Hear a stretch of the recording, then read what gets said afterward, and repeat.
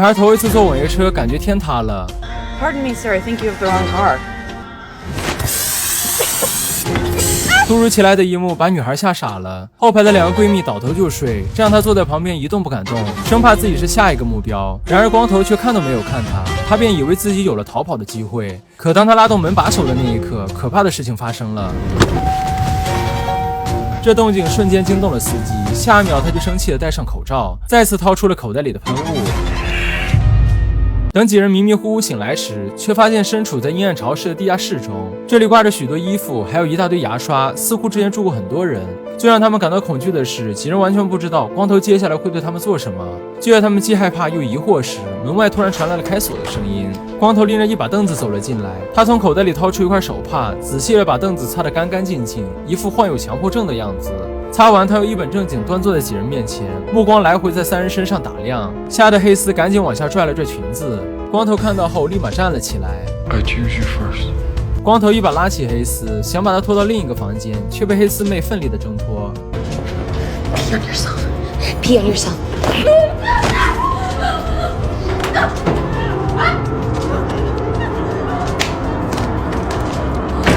听到门外传来杀猪般的惨叫，女孩们吓得瑟瑟发抖。然而没一会儿，黑丝妹就被送了回来。刚刚还淡定的光头突然手忙脚乱，看着闺蜜湿透了的黑丝，他知道自己的猜想是正确的。不久后，他们透过门缝看到了一个穿着高跟鞋的红衣女人，他们像是抓到了救命稻草，开始疯狂求救，试图引起门外女人的注意。可没想到门一打开，三人也当场傻眼了。 Don't worry. I'll talk to him. He listens to me. 奇怪的是，红衣女人轻声细语，态度温和，和刚刚粗暴的匪徒简直判若两人。这一幕让三人彻底摸不到头脑，搁这 cosplay 呢？可就在他们三脸懵逼时，光头又换回了之前偏商务的穿搭，还带来了一桶清洁工具，命令他们把厕所打扫干净。这时候黑丝妹已经隐约察觉到这哥们儿好像有双重人格，但是他不会猜到，实际上光头拥有着23种不同的人格，其中有一个是他的主人格，主人格可以控制其他人格的出现，在车上绑架他们的则是最邪恶的黑暗人格。然而这一天，黑暗人格突然顶号，他伪装成主人格来看心理医生。不过医生一眼就看出了问题，但他并没有打草惊蛇，决定先看看他要搞什么名堂。这天早上醒来，女孩突然发现光头换上了一身童装坐在门口，眼神中明显透露着清澈的纯真。女孩仔细观察他的一举一动，发现了一个可怕之处，于是她鼓起勇气问光头 How old are you? 9? 这个重大发现让他心中狂喜，这应该是光头最弱的一个人格了。如果能抓住这个机会，说不定可以逃出这个鬼地方。在他的连哄带骗下，小孩开心的一步步挪到身旁，十分好奇女孩要说什么悄悄话。You could show us the way out. We could be gone before anybody gets back, but we have to hurry, Hedwig. 可小孩也十分惧怕光头，怎么说都不愿意带他们离开。随后赶紧起身，关上门就跑了。虽然小孩没有帮他们，但在刚刚的对话中，他们意外得知了一个重要信息：这个密室是光头刚刚搭建好的，那就意味着密室可能有薄弱的地方。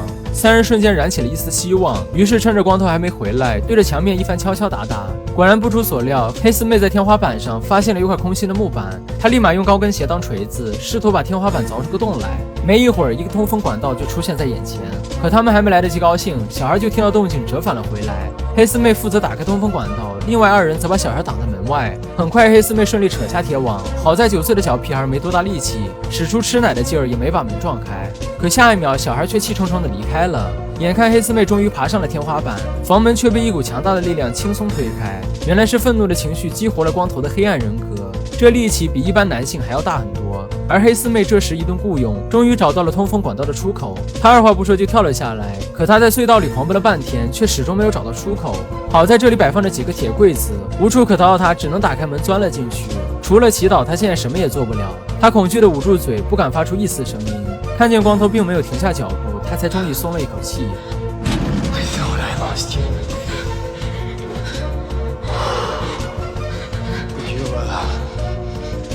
Would you step outside, please?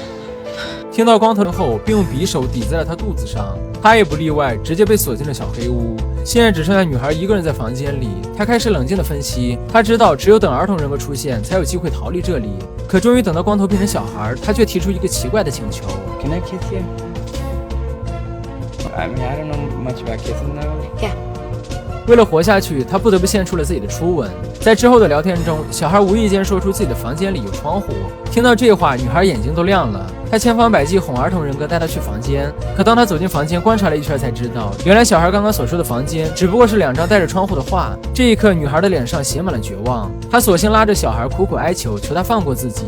看到女孩无助的哭泣，她决定拿出自己的宝贝哄哄她，竟然是一台对讲机。在得知这个并不是玩具后，她趁光头还是儿童人格，赶紧开机尝试跟外界求救。几秒钟后，竟然真的传来声音。一听到有陌生人在说话，小孩慌了，立马后悔想把对讲机抢回来。情况紧急，他二话不说，直接给了光头一个大逼斗。被打疼的光头捂着脸跑出房间，可还没等他和别人解释清楚，小孩就举着棒球棍朝他砸了过来。不过毕竟只是个9岁小孩，没用多大力气就挣脱了出来。可当他拿回对讲机时，却发现光头儿童人格已经下线，黑暗人格重新获得控制权。光头一把拿回了自己的对讲机，接着就把他送回了密室，然后头也不回地离开了这里。光头走后没多久，女孩意外在地上发现了一枚钉子。与此同时，心理医生一下收到了几十条的求救邮件。他预感到大事不妙，连夜打出租车赶到光头家。面对自己的心理医生，他没有丝毫的保留。他察觉到，除了自己的23个人格外，最近又出现了一个更加强壮、更加凶残的怪物人格。而且他十分挑剔，人类吃的东西他不爱吃。医生立马意识到了这个人格的危险，接着他便装作若无其事，说要去上个厕所。就在他准备离开这里时，故意在门上塞了一条手帕。也正是因为这个关键道具，最后救了女孩一命。紧接着，他一个人在走廊里四处寻找厕所。这时，2扇透着光的房门引起了医生的注意。他偷偷打开了房门，眼前的一幕把他惊呆了。Please help me. 光头直接不明喷雾伺候，陷入昏迷的医生被抱到了沙发上。不知道睡了多久，他昏沉沉醒了过来。此刻的光头却不知所踪。尽管药劲还没有过去，但他还是艰难地拿起纸笔，留下了一些重要信息。可写着写着，身后一个人影快速闪过，他突然有了一种不祥的预感，立马强撑着身体站了起来。桌面上的水果刀在他模糊的视角里浮现。可就在他好不容易抓起水果刀时，一个强壮无比的肌肉男出现在面前。老胳膊老腿哪是他的对手，下一秒就被强壮的手臂紧紧搂在怀里。医生拿起水果刀，拼命向后连捅数刀，可刀都断成了2截，肌肉男连皮儿都没破。医生绝望地放弃了挣扎。随着骨头发出一阵清脆的响声，光头轻而易举要了医生的老命。而另一边，女孩也用钉子撬开了第1扇门，本以为自己可以逃出升天，结果却发现外面还有一扇门。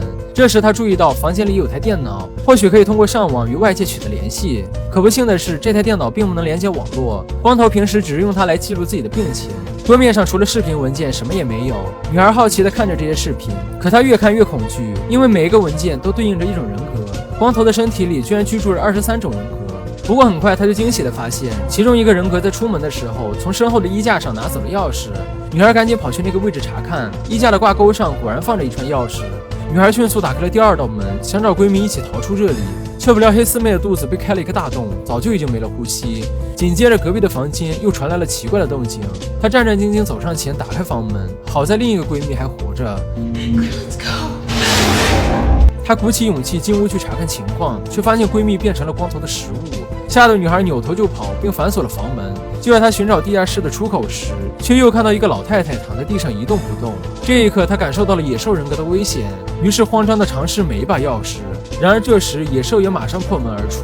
就在这关键时刻，她意外看到了医生留下的纸条，纸条上写着一个人名。原来只要叫出光头的全名，他的主人格就会被唤醒。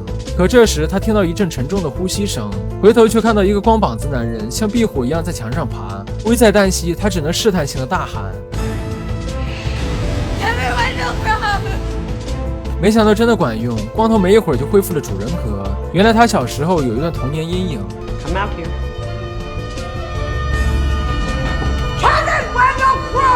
You made a mess. 光头的主人格似乎已经很久没有被唤醒，他一脸茫然的不知道发生了什么，直到看见死去的心理医生，他才知道这都是他干的好事。There's a shotgun I bought. It's in the bottom cabinet hidden behind things.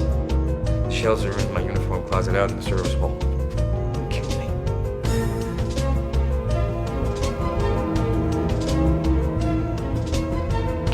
Wait. No. Don't do that. Don't do that. He can't handle reality. 听到主人格这么想不开，另外22个人格一下就炸了。历史学家、设计师、老人、小孩等等开始疯狂切换，挨个出来跟女孩求饶，别杀他们，毕竟人是野兽杀的，不关他们的事。然而女孩却瑟瑟发抖，她知道一旦光头切换回野兽人格，她就将必死无疑。结果他刚取出猎枪，感受到威胁的野兽人格立马抢夺回了光头的控制权。女孩撒丫子就想跑，多亏心理医生留下的道具，让她成功逃到了门外，立马就去寻找存放子弹的铁柜。当她慌忙拆开装子弹的盒子时，刚好被后面追上来的野兽一下撞翻。还好在慌乱中，她顺利把子弹塞入了枪膛，转身却又发现怪物不见了。他只能把枪口死死对准黑暗，生怕怪物会随时冲向自己。没想到怪物沿着管道爬了过来，一路爬还一路破坏灯泡。眼看怪物越来越近，他果断扣下扳机，却被对方轻松躲掉。他慌忙把自己关进旁边的铁笼里，试图拖延一点时间。现在他手上还剩2颗子弹，不是怪物死就是他亡。等到怪物跑到铁笼前，他十分精准地开了一枪，但怪物好像啥事没有。他毫不犹豫又补了一枪。让他万万没想到的是，光头竟然还能站起来。女孩这时才明白，眼前的光头根本不是碳基生物，被激怒的野兽演都不演了，直接徒手掰开了比手指还粗的钢筋。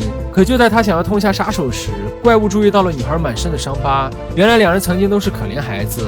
女孩从小就失去了父母，跟着她的变态叔叔一起长大，每天动不动就对她家暴。而光头患上人格分裂的原因，也是因为他那酗酒后会家暴的母亲。光头选择放过女孩，说完便转身离开了这里。幸运的是，几个小时后，一个老头发现了他，在被搀扶着离开地下室时，他看到了这里养着一些动物。等走出地面后，才知道这里竟然是个巨大的动物园。光头最后分裂出的野兽人格，大概是受了这些动物的影响，但更多的是他那噩梦一般的童